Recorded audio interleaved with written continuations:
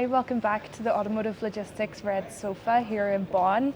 I'm here with Dr. Gisela Linge, who is the Vice President of Global Logistics at Autoliv. Welcome. Thank you for having me. Thank you. We spoke on our panel there about empowering women in automotive logistics, and you also spoke on our panel about digital strategies for agile and competitive supply chains.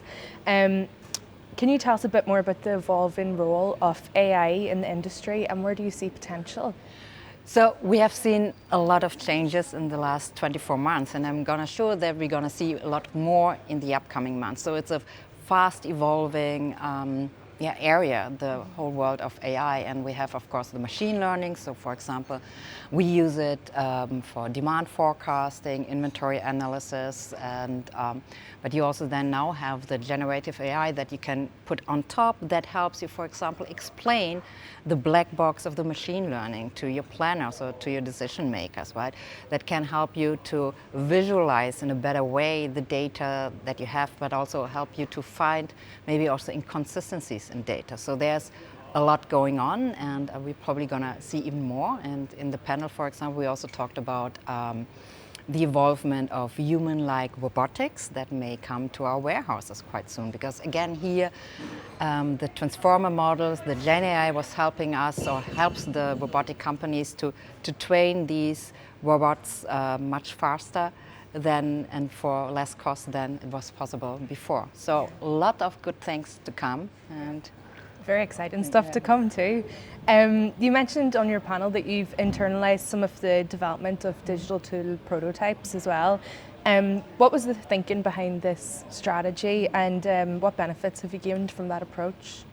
Yeah, so in the beginning, we were, of course, looking around what are suppliers, what are softwares out there, is there anything what we could use off the shelf. And then, honestly, it depends on the make or buy or the co-development on the situation. So, for example, when it came to machine learning, it was pretty clear we don't have yet the competencies and the capabilities inside. So we looked out for a company to co-develop and to learn together it and also become better in this area. But for example, when it comes to the topic of the control tower that we have developed, our, so to say, twin of our digital supply chain, we also looked at software, but then we said, okay, we don't even know which kind of data and which quality we really have. So let's focus first on building the so-called data cube in a data lake and connecting all the different systems together. And then see, honestly, first visualizing it with a Power BI and reporting. And this is our prototype already used by hundreds of users.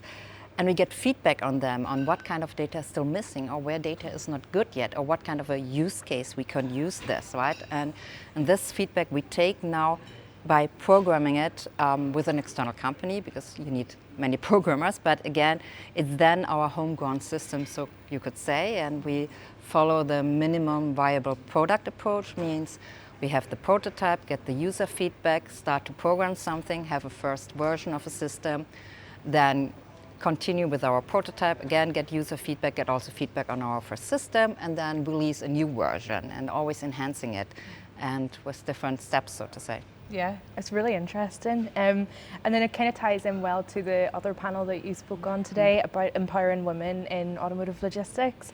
With automation and digitalisation transforming the industry, how can companies ensure that women are at the forefront of that evolution?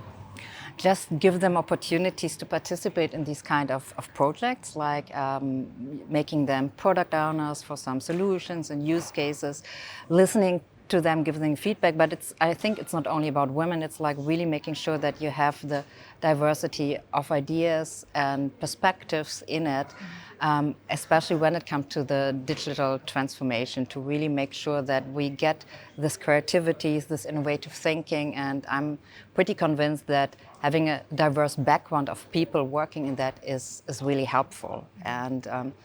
And what we also talked about at the panel was that, yes, it's a lot about IT, about getting the right data sets together, having the right data quality, but of course there's a big part of human interaction, right? I was talking about in my keynote that, AI as a team member. So that also means that we change the interaction. We work together, we change the skill sets needed. And we need a lot of communication and change management. And I think here maybe women can also bring something, a different perspective and different experience to the table on how to focus on this change and communication part. Yeah, absolutely. I think so. And then finally, as the industry continues to evolve, what message would you give to companies or even individuals who are looking to drive some meaningful change for women in automotive logistics? Be curious, be open, and this is for both, for the digital transformation, but also for driving, so to say, diversity in your company, right? And try out new things, right? And maybe not sticking always to, so to say, okay, you have to have this kind of checklist of capabilities or trainings and so on, but really trying to look into, for example, more capability-based hiring, making sure that you are kind of objective in and looking for the best people that can help you to drive this transformation. Yeah, absolutely. Thank you so much for joining us. And for more Red Sofa interviews, just join our website. Thank you. Thank you.